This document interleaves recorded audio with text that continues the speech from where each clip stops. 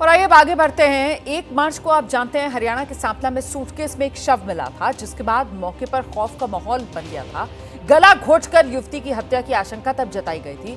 Police ने इस मामले में पड़ताल तेज की। मृतका की शिनाख्त हुई कांग्रेस नेता हिमानी नरवाल के रूप में। इस हत्याकांड को लेकर सियासत भी जमकर हुई और इस बीच आरोपी तक पहुंचना पुलिस के लिए एक बड़ी चुनौती बन गया था, लेकिन आखिरकार पुलिस को कामयाबी मिली। कानून के हाथ आरोपी के गिरेबान तक पहुंच गए। बड़ी खबर आपको बता दें, हिमानी नरवाल हत्याकांड से जुड़ी हुई पुलिस ने एक आरोपी सचिन को गिरफ्तार कर लिया है। दिल्ली के नागलोई से आरोपी की गिरफ्तारी हुई है। प्रारंभिक जांच में आरोपी सचिन ने हत्या की बात कबूल कर ली है। आरोपी के पास से हिमानी का मोबाइल फोन बरामद हुआ है। आरोपी के पास से हिमानी की कुछ ज्वेलरी भी बरामद हुई है। ये आरोपी जो है वो बहादुरगढ़ के नजदीक गांव है, वहां का रहने वाला है। हिमानी की हत्या उसके घर पर ही की, ये जानकारी सामने आ रही है सूत्रों के हवाले से। और हत्या के बाद शव को हिमानी के ही सूटकेस में डालकर ले गया था ये आरोपी। हिमानी के साथ काफी समय से ये रिलेशनशिप में था। सूत्र जानकारी दे रहे हैं, ये तमाम दावे इस आरोपी की तरफ से किए जा रहे हैं कि शादी का दबाव हिमानी की तरफ से उस पर बनाया जा रहा था। साथ ही हिमानी उसे ब्लैकमेल कर रही थी। अपने आप को हिमानी का बॉयफ्रेंड ये शख्स बता रहा है। कह रहा है कि हिमानी को काफी पैसे भी ये दे चुका था। बार बार और ज्यादा पैसे की डिमांड हिमानी की तरफ से की जा रही थी।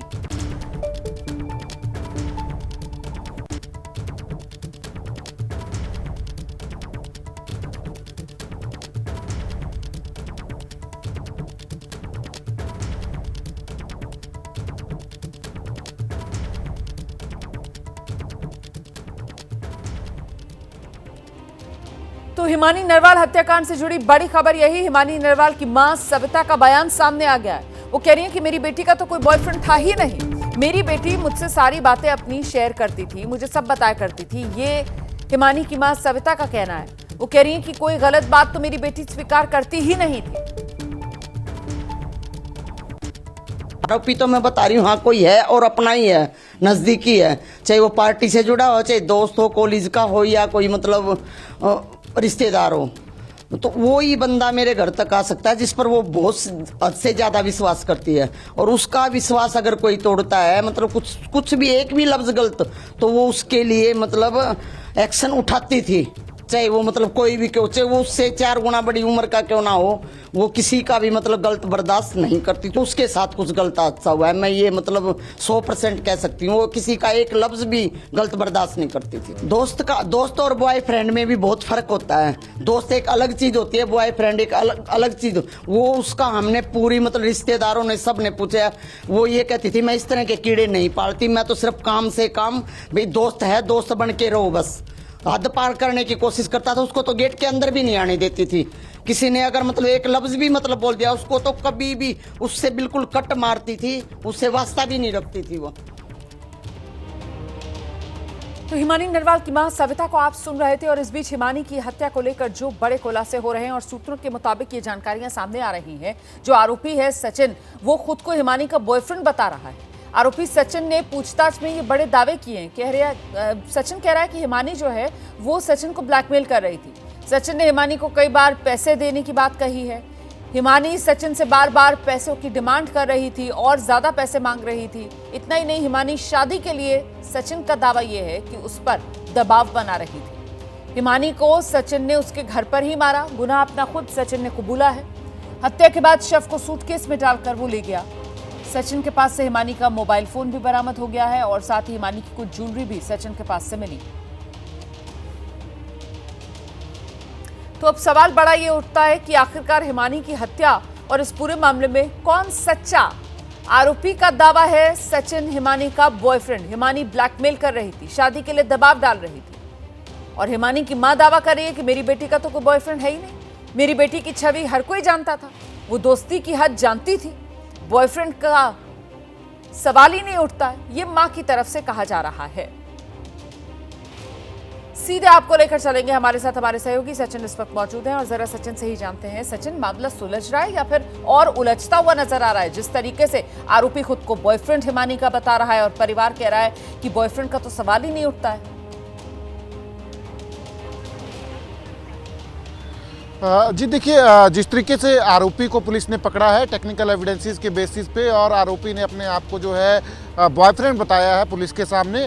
तो अब पुलिस जो है, हालांकि फैमिली की तरफ से लगातार इस बात के डिनायल आ रहे हैं कि कोई बॉयफ्रेंड नहीं था, तो मामला थोड़ा उलझता हुआ ज़रूर नज़र आ रहा है। बट पुलिस जो है डेफिनेटली इसमें जब 11:30 बजे डिटेल्स शेयर करेगी तो कोई ना कोई एविडेंसेस जो है ज़रूर पुलिस जो है पेश करेगी, और हो सकता है इस बारे में परिवार को भी ना पता हो। तो ये तमाम चीज़ें जो है पुलिस शेयर करेगी 11:30 बजे।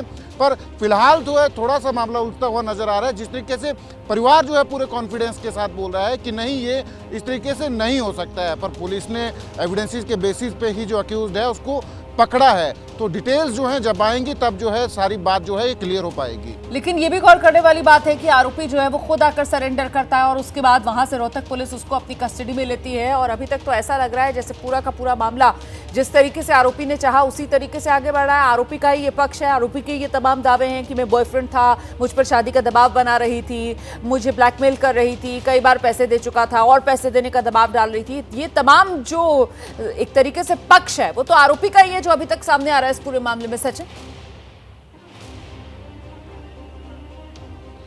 कि देखिए, ये ज़रूर है कि आरोपी ने खुद सरेंडर किया है, पर इसमें भी ये बात है कि पुलिस जो है, क्योंकि पुलिस इसको इन्वेस्टिगेट कर रही थी सारे मामले को, तो पुलिस जो है टेक्निकल एविडेंसेस के बेस के ऊपर जो है इसके अक्यूज़ तक जीरो इन किया था। तो अक्यूज़ के पास कोई चारा भी नहीं था अपने आप को सरेंडर करने के अलावा, तो उसने सरेंडर किया है और अपने आप को पुलिस के सामने ये क्लेम किया है कि मैं बॉयफ्रेंड था इनका, और कत्ल जो है इसने किया है। जिस तरीके से शादी के लिए दबाव की बात इसने पुलिस के सामने बताई है, ब्लैकमेलिंग का दावा जो है इसने किया है।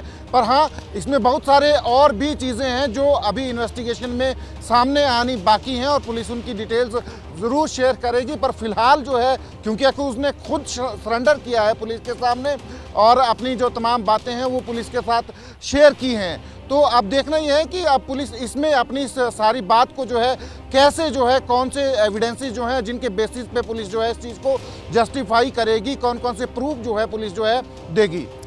और इसके बारे में, आरोपी के बारे में क्या जानकारी मिल पा रही है? कौन है ये? इसका बैकग्राउंड क्या है? किसी तरीके का कोई क्रिमिनल रिकॉर्ड इस लड़के का? और कहां ये हिमानी को पहली बार मिला था? कितने साल से दोनों रिलेशनशिप पे थे? इसको लेकर कुछ जानकारियां सामने आ रही हैं क्या?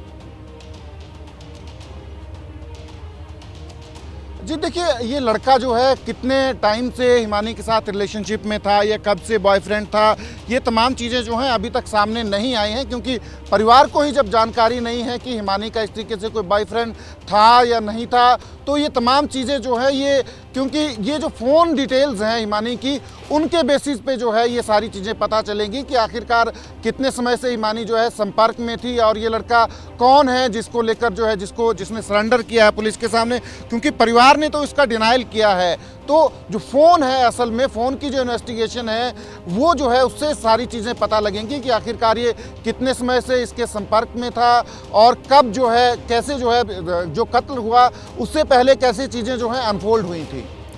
सियासी तौर पर मामला जिस तरीके से गरमा रहा था, अब आरोपी की गिरफ्तारी के बाद क्या कुछ मध्यम पड़ेगा?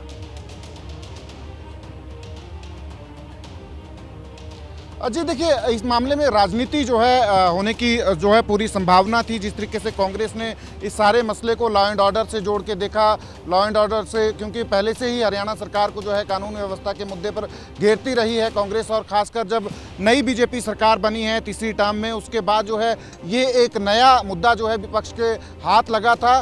पर क्योंकि जिस तरीके से ये गर्लफ्रेंड और बॉयफ्रेंड वाला मामला जो है सामने आ रहा है, जिस तरीके से अनफोल्ड हुई हैं चीज़ें, तो कहीं ना कहीं जो राजनीतिक टारगेट के ऊपर जो हरियाणा सरकार आ रही थी, तो उससे तो ज़रूर जो है हरियाणा सरकार को थोड़ा सा सुकून मिला होगा। पर कहीं ना कहीं अब इन्वेस्टिगेशन जो है उसके ऊपर डिपेंड करेगा कि सारी चीज़ें जो है, पुलिस जो है इन सारी चीज़ों को कैसे जस्टिफाई करेगी, कौन कौन से एविडेंसेस जो हैं, जो अपना जो ये पक्ष है उसमें लेके आती है पुलिस। क्योंकि अल्टीमेटली जब ट्रायल होगा तो सारी चीज़ें जो हैं पुलिस को कोर्ट में जो है वो भी प्रूफ करनी पड़ेंगी, और अगर कोर्ट में ये सारी चीज़ें नहीं टिकती हैं तो फिर जो है मामला जो है वो उलझ जाएगा। तो इसलिए पुलिस के जो पास एविडेंसेस क्या हैं, प्रूफ क्या हैं, उनके ऊपर सारा डिपेंड करेगा।